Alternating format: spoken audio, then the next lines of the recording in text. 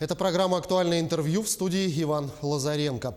В Якутск прибыл музыкант, заслуженный артист России, доцент кафедры органа и клавесина Российской академии музыки имени Гнесиных Александр Майкопар. Профессор в эти дни дает мастер-класс для работников культуры и искусства, музыкантов, музыковедов, педагогов детских школ искусств. Наш город стал 4-м, где проводится 36-часовой мастер-класс. И сегодня Александр Евгеньевич, гость нашей студии. Александр Евгеньевич, здравствуйте. Здравствуйте. Ну, Здравствуйте. с приездом, во-первых. Как вам наш город? Спасибо, я у вас впервые. Вы не поверите, но я приехал почти из Петербурга. То есть я приехал после концертов в Москву и на следующий день прилетел к вам. Ну, Петербург я знаю, и мой дед был профессором Петербургской консерватории и так далее. Вот.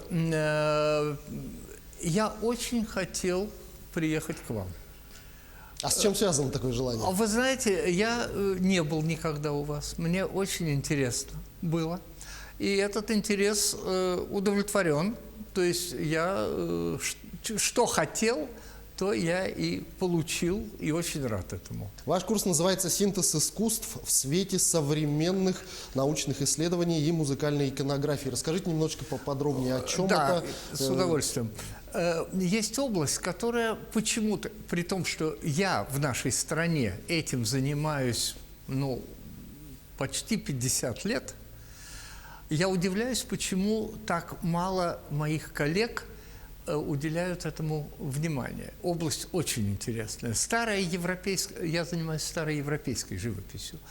Масса картин с музыкальными сюжетами, масса, персонажами.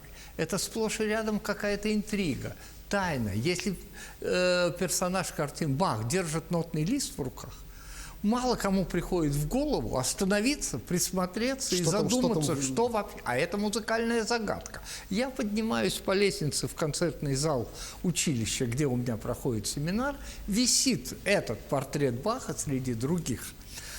И убеждаюсь, что мало кто... Ну, ноты... А это загадка музыкальная. Она требует... Канон требует расшифровки. То есть зритель должен как бы досочинить недостающие элементы этого произведения. Чтобы... Художник и сам Бах рассчитывали на такое восприятие. Почему же мы это игнорируем? Или Моцарт. Портрет его. Ему 14 лет. Он только что избран доктором или академиком, членом Болонской академии музыки. Восхищены его талантом. Он изображен за фортепиано, на котором стоят раскрытые ноты. Причем они читаются, и эти ноты не дошли до нас ни в каком другом виде, кроме как только на этой картине. Да? Надо бы перевернуть страницу, потому что дальше пьеса идет. Этого невозможно сделать на картине.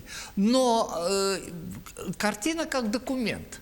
И это аллегро мольто, это сочинение, включено в классический академический каталог произведений Моцарта, как написанное им под номером 72А.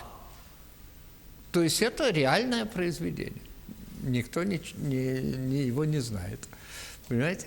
И таких картин очень много. И порой картины, расшифровка музыкальной составляющей такой картины проливает свет вообще на сюжет. Пока не расшифровали 2 нотных фрагмента с фрески Карпаччо в Венеции. Ее называли святой Иероним в келье.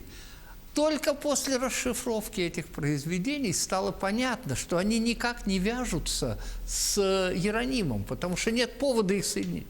Стали подбирать вместо Иеронима, кто бы мог быть, а оказалось Августин. Для него эти произведения имеют смысл. Одно светское, танец итальянский фраттоло, другой церковный гимн. И только в случае с Августином, который первую половину жизни провел, так, как скажем, рассеянно, хотя мать его вела в христианство. И этот танец символизирует его первую половину жизни. А второй церковный гимн, когда он принял христианство, обратился, стал одним из 4 столпов отцов католической церкви. То есть для него это символика этой музыки была напрямую связана с ним. И только после этого картину, фреску стали правильно именовать. Вы внук известного пианиста и композитора Самуила Майкопара. Можно ли говорить о том, что все-таки талант передается по наследству?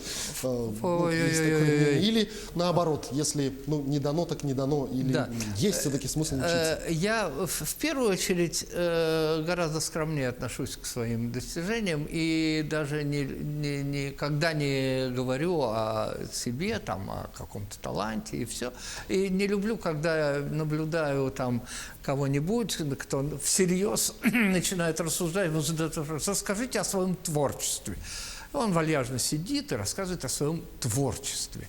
Это мне режет слух. О творчестве или о таланте можно говорить только со стороны о ком-то. А о себе, о таланте это исключено. Вот. Я занимаюсь тем, чем я хочу заниматься. Слава Богу, в силу уже прожитых лет могу этим заниматься как хочу и сколько хочу. И это мне приносит удовлетворение. Моя музыкальная работа, я об этом как о работе скорее предпочитаю говорить, чем о творчестве, состоит из игры концертов на клавесине, фортепиано и органе.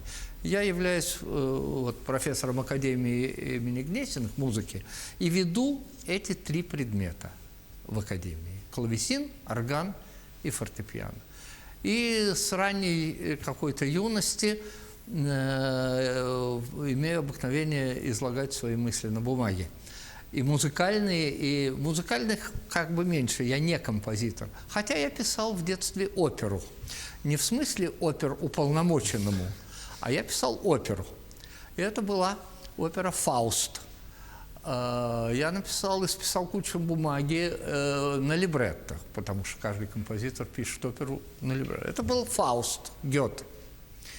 Когда я это все сделал, и понял, что это, так сказать, не моя стезя, не каждый музыкант-композитор, да, то отец собрал исписанную стопку бумаги либретто, сложил в папочку, перевязал тесемочкой и написал на обложке «Александр Майкопар из раннего». Вот так я приобщался к музыке. Но у меня довольно много книг моих опубликовано. Последняя, 42-я, о которой мой редактор на вопрос, большая книга или маленькая, говорит, книга, которая сама стоит, чтобы не вдаваться в подробности, там сколько, вот стоит. Это Новый Завет и христианские святые в европейском искусстве. Это тоже иконография, но не музыкальная, а общая христианская. Вот. К ней предисловие написал архиепископ, что меня вдохновляет. А предыдущее мой, так сказать, автобиографический роман. Я не могу запомнить никогда его название. 48 миллионов 240 тысяч.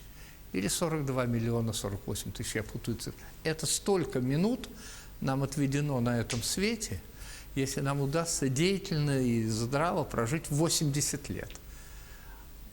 Цифра большая. Если бы она стояла в графе «Ведомости оплаты», в графе «Итого», она выглядела большой. Но это не то число, это вот столько минут.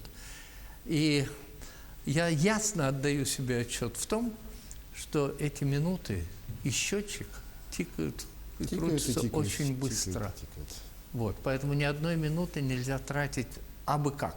Отдыхать – так отдыхать, а работать – так работать. А вот ни то, ни сё – это недопустимо. Вы упомянули о своей преподавательской работе, и в связи с этим такой вопрос о качестве музыкального образования на ранних этапах, скажем так, жизни человека. Раньше, в советское время, было очень много музыкальных школ, не секрет, очень многие детишки туда с удовольствием ходили. Как вы считаете, на сегодняшний день, как обстоит ситуация с музыкальным образованием у нас в стране? Она по-прежнему обстоит, как бы сказать, хорошо, в сравнении со всем, можно сказать, западным. Просто еще пока это доступно. Но витают в воздухе идеи, что музыкальные школы надо уменьшить, закрыть, перевести в какое-то другое русло. Это меня очень огорчает. Осуществление таких планов нельзя закрывать, нельзя уменьшать, лучше увеличивать. Вот, поэтому у меня это очень заботит. Что такое уменьшить начальное образование? Это значит в значительной степени очень многое в будущем обесточить. Откуда появится габаист, фаготист, кларнетист в оркестре, если он не начинает учиться и не учится в музыкальной школе, и нет классов для него? А нет этих инструментов и исполнителей в оркестре? Нет оркестра. Нет оркестра, нет этой музыки. А есть что-то другое. А другое для меня многое неупотребимо. Если говорить о детях, то вот у нас в республике уже не первый год реализуется проект «Музыка для всех». Проекты, с которыми вы сталкивались на протяжении своей жизни, для юных музыкантов, какие из них вы считаете наиболее успешными, которые нужно продолжать развивать? Я не могу, не берусь судить обо всем, обо всех направлениях, потому что, честно говоря, очень занят тем, чем я занят. Вот. Но вот к вам я приехал по так называемому национальному проекту, это президентская инициатива, и эта форма мне нравится. Эта форма вызывает интерес, и я вижу по реакции, что так хотят. И констатирую, что те ребята, которые и маленькие, сегодня маленькая девочка утром играла, чудесно. А больше того скажу, я живу у вас здесь эти дни в общежитии хореографического училища. Я не налюбуюсь, я даже увидел объявление, прием с 3 лет. Балерины 3-летние, девочки такие чудесные, ну там и старшие, естественно, и хорошо воспитанные, они приветливые, они не выжимают из себя «здрасте», как из тюбика с засохшей пастой, жмешь, не выжмешь, «здрасте». Нет, они открыты. Вообще ваша публика, я говорю, я первый раз у вас, мне все нравится. Реакция, поведение. Это отличается от Москвы. В лучшую сторону. Вот. Александр Евгеньевич, я благодарю вас за эту увлекательную беседу. Огромное спасибо, что нашли время и ответили на наши вопросы. Я желаю вам удачи. Спасибо. Спасибо. Это была программа «Актуальное интервью». До встречи в эфире.